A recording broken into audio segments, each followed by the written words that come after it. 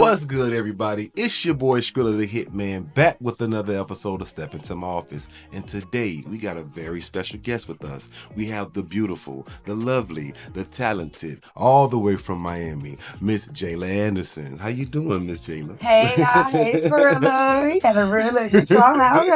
Okay. You know, I gotta make sure I bring you in right. You know, you're beautiful. You're a big butterfly. You got a big personality, so I gotta make sure I bring you in right. You hear me? Yes, you know, like all right. So how you doing? You look good. You like $1 million. You better know it. I am doing. How I'm doing? I'm doing good. Doing good. Yeah, I feel funny right now. Not a bad funny. I'm just trying to grasp. Right. You're good. You know, so transition. I feel like I'm in transition. Transition mode. Yeah. Okay. So who we got today? We got Auntie or we got Jayla coming? Both. We got both of them today. So we got both of them. Nephew. I know that's right. All right. Well, let's start at the beginning. When I first met you, you were doing music only. Like that was your soul. Well, at least that's what I knew about you. That was like the first horse in the carriage, that you was a musician. And you know, as I've gotten to know you even more over the years, you've been an actress, you've been a video vixen, you've been a model, you've been an endorser and a brand ambassador. You've done a lot. Yeah. So how did you get into the entertainment world? What was your introduction? Well, before it was music in college, I actually was on spring break and stuff. Okay. I was doing YouTube, and when on spring break, I would come home for Diva award shows, and I used to host the red carpet, and I was doing YouTube in college, and I was just always very popular modeling. It wasn't called influencer then. It was just you just was out there. Yeah, getting booked, taking pictures, because I was just a popular girl from Miami and Tallahassee. Gotcha. And then when I came home, I was in a relationship. Okay. And we know how that can kind of hinder things. Yeah, and I wanted to move to Atlanta to do everything that I'm doing right now except music. Music was not a thing. Okay, that wasn't. And then when I used to just be down here, I went outside. I broke up with my ex-boyfriend because I just was not happy. Okay. And I'm like, I got this dream. Okay. And when I was in college, I skipped a part.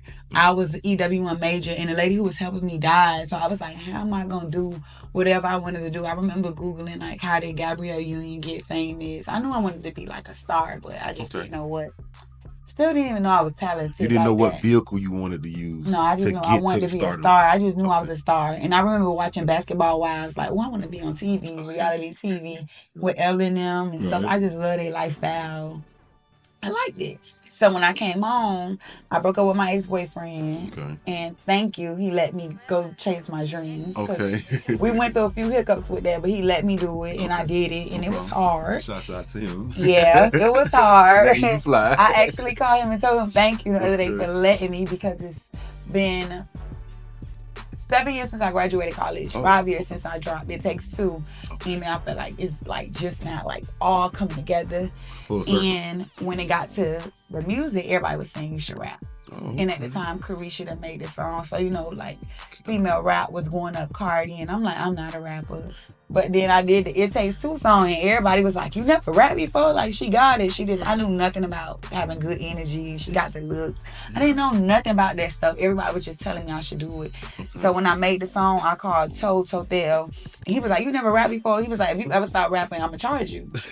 And I only had like one verse, and I went to his house one day. I don't even know this man. I went to his house, and I had Get You Home, like one verse. I wrote it at a job. They fired me. My boss then told me I need to go do what I really wanted to do. And then I was like, all I have is this song. So I was doing makeup too at the time. I had a whole makeup shop and everything. Oh, wait a minute. So you had a lot. No, slow yeah, down I forgot about You had a lot going on. Wait a minute. You have a universe of things going on. So you went from school to makeup to music to, okay. So yeah, let me catch I forgot about that. It's like stuff just be downloading as it's coming. I understand. Makeup started in college. Okay, so that was something you was doing while you were still in school. Yeah. Okay. I started doing makeup. That's how I was making money. So how did that? So makeup got you money. Did that help you with meeting different people? Yeah, and I still meet people today. I was like, I remember you did my makeup. I remember you had but I did something stupid. What happened? I thought like when you do music, you just blow up. Oh no, you gotta grind. So I got rid of all my makeup stuff. No, you can't do that. I quit, and I didn't want to do makeup no more because I just knew I didn't want to be behind the scenes. I wanted to be in the front. Gotcha. But the hustler in me, when I dropped that song, I used to be out every day at the clubs, getting Gotta bookings, hosting. Gotta be. Because I didn't know, like, you still had to provide for yourself. Remember, I'm learning. I ain't know nothing about this stuff. Right, so I tell people you have to fund your reality while you chase your dreams. That's how it works. Yeah, however you choose to. And I gave up that shop. Okay. And I think I was just in that little funk from graduating. You know, like, people get depressed when they graduate. Right, absolutely. Because you do all this work, and it's like, what's next? Right, it's like a closed shop, then you don't know what to do. Yeah, so I'm like, I got this. I'm just, like, technically homeless. I'm my stuff in the shelter. I'm going to my ex house. I don't know what I'm going to do. I just moved out of my apartment in Tallahassee. Oh, wow. I just had a lot going on. It's a whole transition period. What? And then just in that process, it was music. And then I did a skit with Dat Boy Funny first. In Atlanta. Oh, okay. And that went viral. And then me and Rel used to be like, we're going to do skits. And then we finally did the skits. Those went up and we just kept going with that. Right. And then from there, that's how I got introduced to people. And all right, so let's touch back on that for a second. So your introduction to skits, because that's something that's something as an actress, like I said, as an actress. So your introduction to skits, you started out with Dat Boy Funny and Kitchen. Well, the character Rel, right? And those are your first skits? Or your first Dat skit Boy partners? Funny was my first skit. Okay. We did it on Miami Boys Weekend. It was like talking to a city girl, be like, and it was like, can I get your number? I was like, you got money to get my number? Like, stuff like that. Okay. And then that went crazy. And then from there, Rel and myself started doing skits, and then we did that. That went real viral. We just kept it going. Gotcha. And we turned it into a thing, and then that's how I got introduced, like, really into the skit world. But I was still doing it, not realizing what I was doing. Gotcha. It was more his platform, and then it was me. I was still doing music, so it was just kind of like a thing going on with all that. And this guy, he came down from Chicago, and they were shooting, and I went with a friend, and they needed an extra. And then when I did my part, he was like, you never act, you was a natural. Right. And that's how I got introduced to acting. And I still call him today when I have stuff to help me, because he was the one who told me, like, I was a natural to it, and I had never did it before. This was still not even thought of. Fast forward to Kitchen. Gotcha. Then that happened, and then people started, when they did rap shit for Issa Rae, I don't know who gave my name to this day, but I got that role to audition for, and it was really like my real life. I didn't get it, but I always kept it because it was like my real life, what was currently happening. And then from there, I think the stage plays came, and then with music, I was still... So hold on. I know we're moving fast. So the stage plays. So how many stage plays did you do? I did 3 or 4. You did 3 or 4 stage plays? Yeah. Okay, so you have your skits that you do. You got that on your resume. Do you have you got your skits that you do. You got that on your resume. You got stage plays.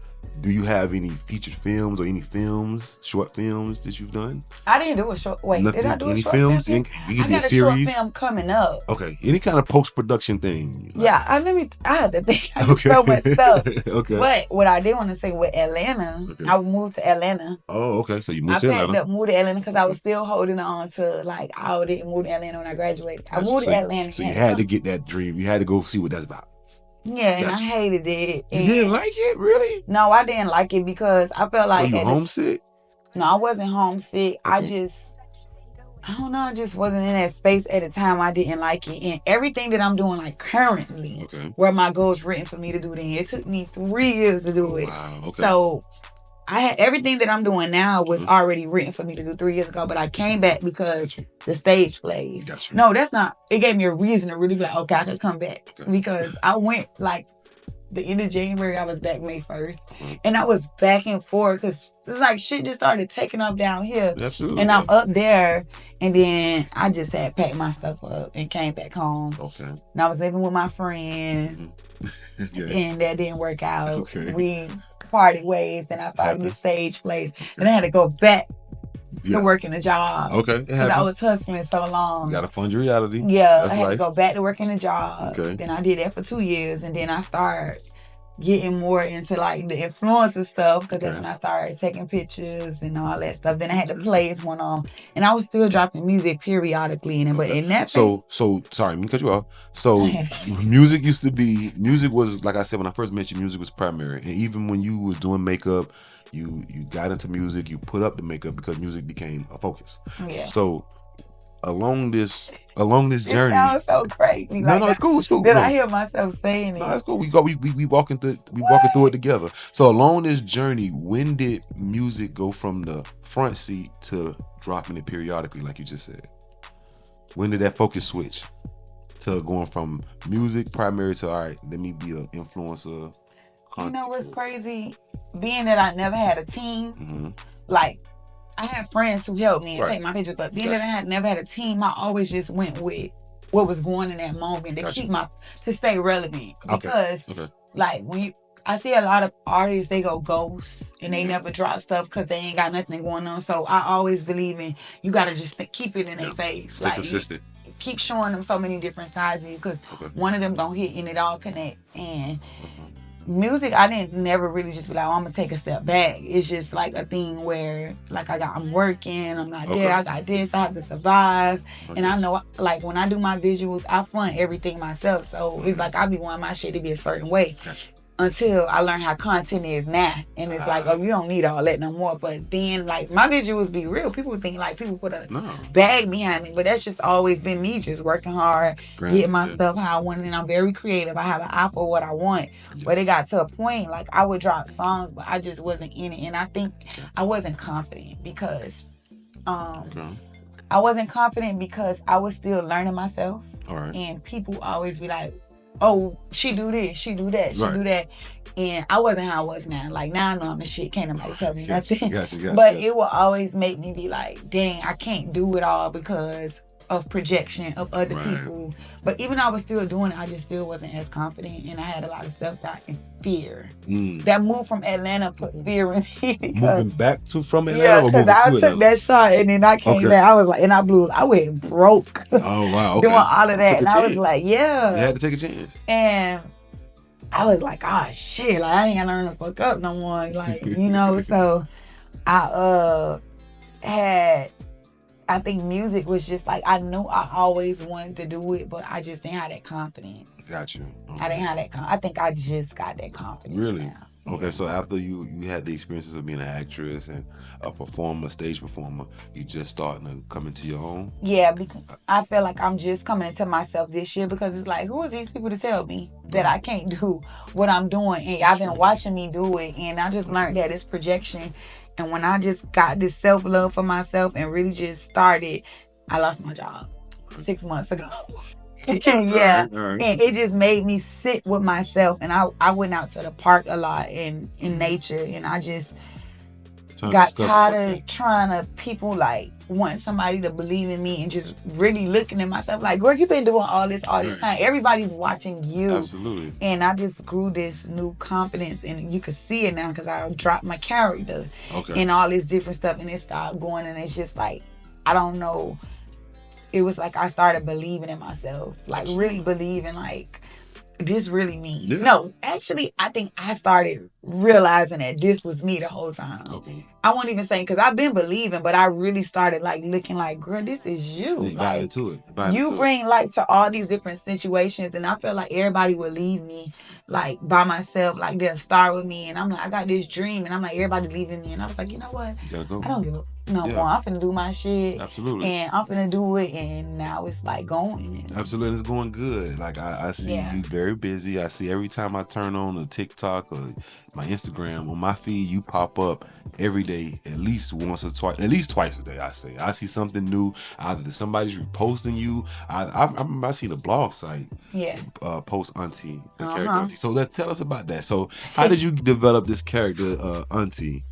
I feel like Auntie have character have me. So a lot of people always see me just in a toxic light from the toxic skits, but don't get me wrong, I am a piece of work like that. But not like to the extent of the skits, but I could be a bitch. Like, if you like hurt my feelings one time, you may never get me to be nice again, and I will play games with you until you realize that I love myself and you just chasing me because I gave you the option to get Auntie needed first. Then you play with me. And I give you the option to leave too. But if they choose to stay, they take it as a chase. So but it's just like, I feel like it gave me a chance to really show another side of me.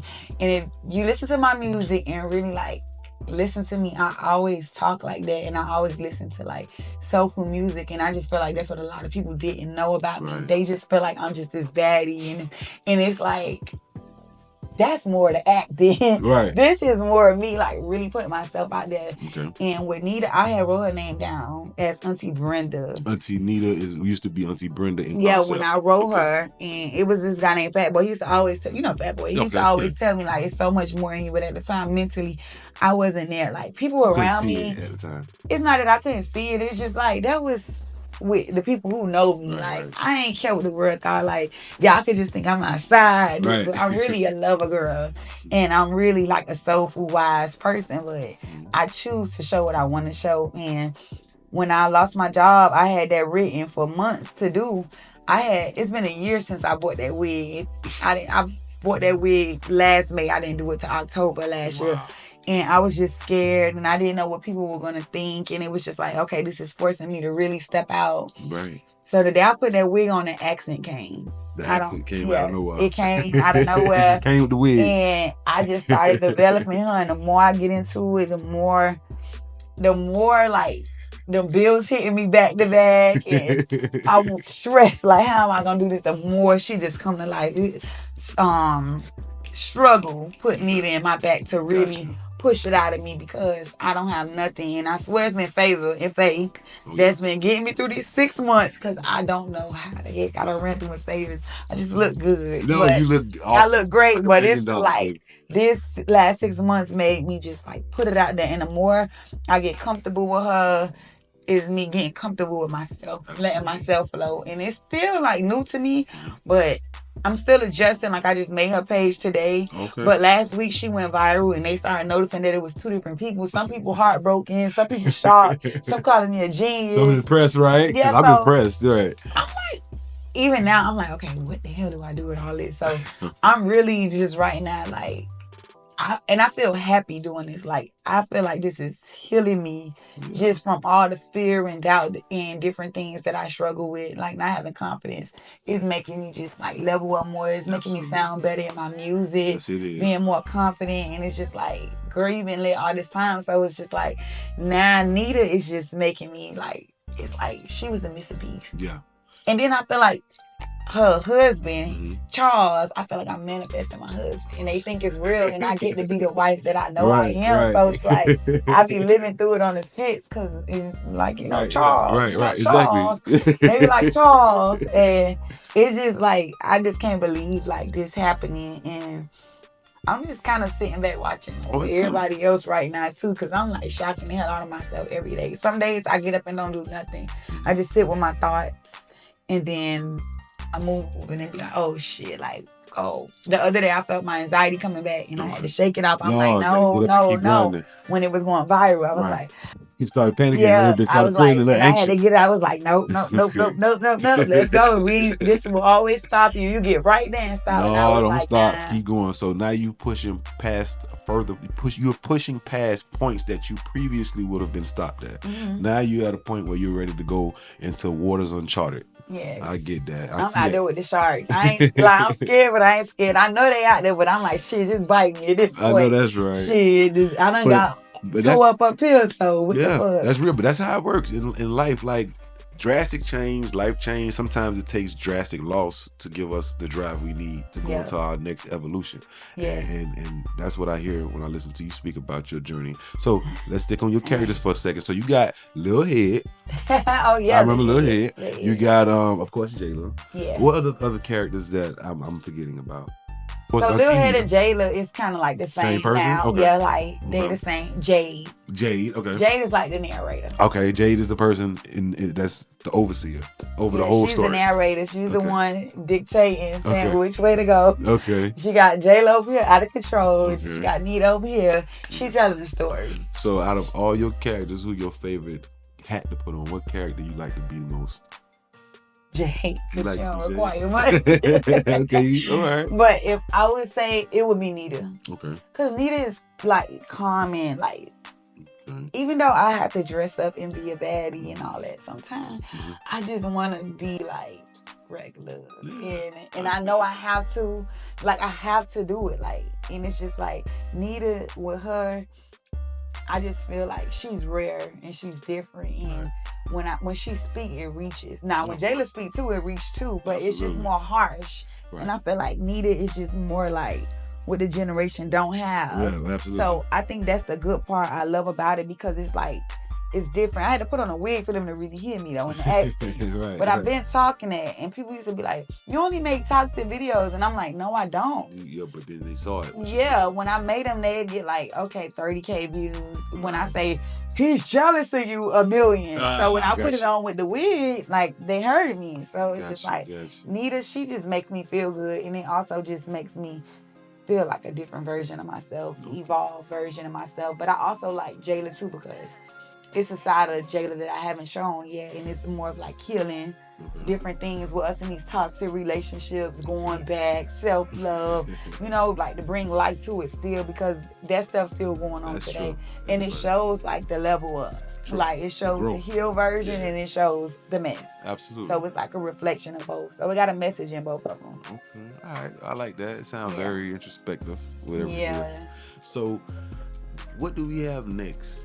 For everything, for Jayla, for Anita, are you going to develop any new characters? Are you going to write a movie? Are you going to write a skit? Are you going to... I don't want no new characters, because I feel like those three are... I don't want to be... I mean, if it's in God's will for me, then yes. Okay.